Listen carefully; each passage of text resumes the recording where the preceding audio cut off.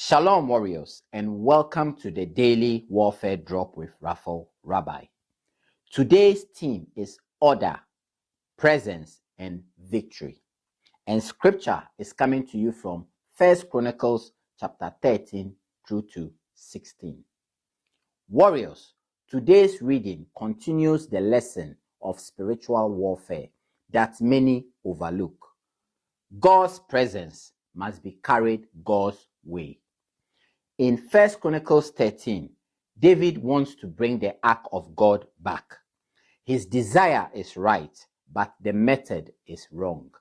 The ark is placed on a cart instead of being carried as God commanded, and tragedy follows.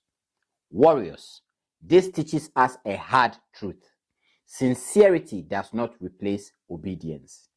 Good intentions without alignment can still cause damage. In life, we see this often. People mean well in family decisions, in ministry, even in faith, but ignore God's order. As a medical practitioner, I know this clearly. Treatment given with good intentions but without proper procedure can harm instead of heal. God's instructions are not restrictive, they are protective. 1 Chronicles 15, David corrects the mistake. The Levites carry the ark properly. Worship is restored. Order is honored.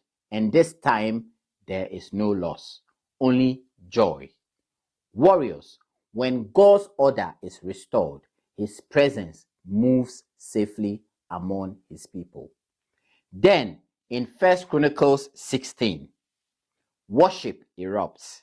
David leads with thanksgiving, praise, and remembrance of God's faithfulness. Warriors, worship here is not emotion, it is warfare. It shifts focus from fear to faith and from threat to trust. This speaks to everyday life. When pressure rises at work, in family responsibilities, in finances, the temptation is to rush, force outcomes, or rely on past experience. But God calls us to pause, realign, and move in his way. Here is today's warfare truth. God's presence brings victory only when carried with obedience. Order invites blessing. Worship keeps the heart aligned. Warriors, don't rush ahead of God. Honor his order. Carry his presence carefully. We shall meet on the battlefield tomorrow. Shalom.